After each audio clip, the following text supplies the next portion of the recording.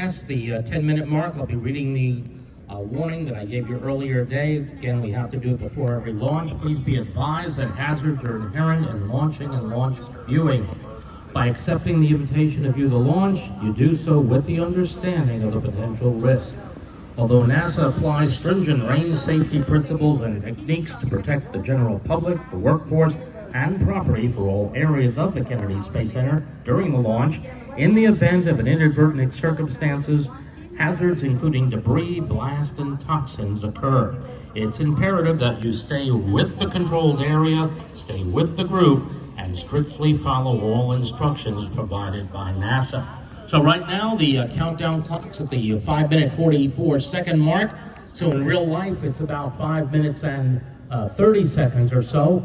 Again, I'm going to give you that same instruction that everybody just listened to so well this afternoon. It's even more critical that you listen to it now. When the launch occurs, it'll even be more spectacular than this afternoon. 3 times the power. You'll see the glow on the horizon. There'll be no doubt in your mind where to aim your camera. But remember that we're a little bit further this afternoon from the launch pad. So it'll take about 35 seconds for the sound to reach us.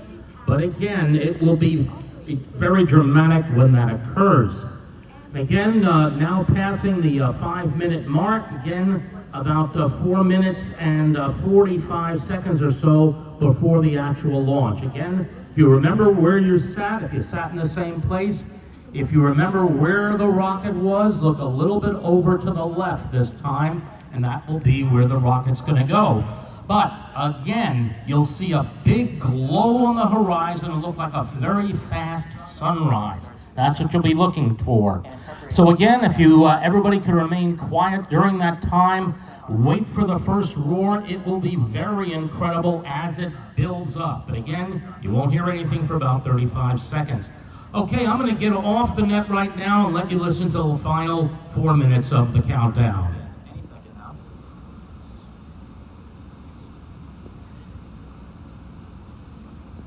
As you can see on your screen, those clamp arms are beginning to open. This is in preparation for strong back retraction. The strong back is what it's next to the vehicle. It transports the vehicle out to the pad. It's primarily motion right against the vehicle. It's going to tilt back a few degrees. Booster lock load complete. Liquid oxygen load in the booster has been completed, so we're fully fueled up. Today's launch marks our second Falcon Heavy flight in just 15 weeks. PY booster lock load complete. And for those of you following along, a lot will happen in the first 4 minutes of flight. First, we will light the 2 side boosters, followed by the center core. Then about 40 seconds after liftoff, we decrease power on the 2 side boosters to prepare for max Q, after which Falcon Heavy will throttle back up to full power on the side boosters. 2 minutes into flight, we again reduce thrust on the 2 side boosters, but this time it's to decrease. Center core lock load complete. Just hearing some good call outs for pop loading. This time it will be to decrease forces on the rocket structure, as the vehicle will now be much lighter, but thrust will be constant. Around 3 minutes into flight, we fully turn off the side boosters with booster engine cutoff, or what we call BECO. The pneumatic separation system on the center core then unlocks the 2 side boosters and pushes them away. Once clear of the side boosters, the center core throttles up to full power until the center core shuts down with main engine cutoff, or what we call MECO, and separates from the second stage around the 4-minute mark. And as a reminder, we will not be attempting to land our side boosters or center core today, as the mission requires more performance. From this point on, very similar to a Falcon 9 mission, the side boosters will be making their way back to Earth for a less elegant water landing. The fairing halves will separate, and the second stage will take the Viasat-3, Gravity Space 1, and Astronos's micro-geo payloads into space.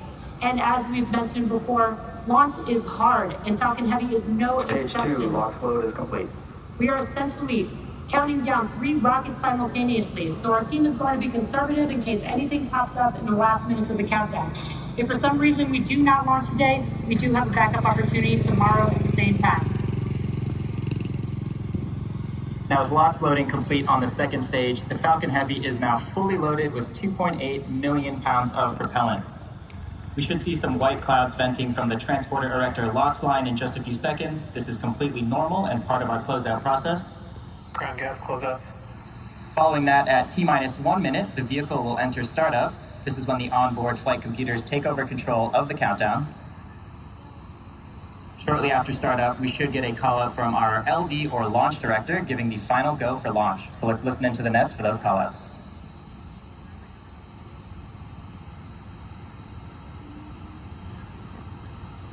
That call out should be at 45 seconds. Falcon Heavy is in startup. Great news there, folks.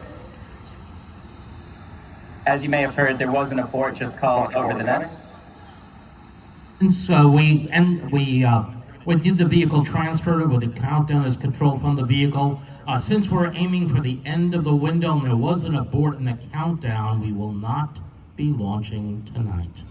Okay, so you'll notice the clock is at 59 seconds.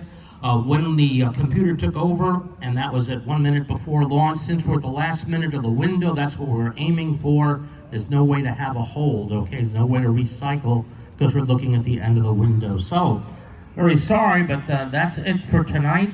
We'll not be able to launch tonight. We'll target tomorrow at 7:29 p.m. Thanks for joining us. Have a good evening.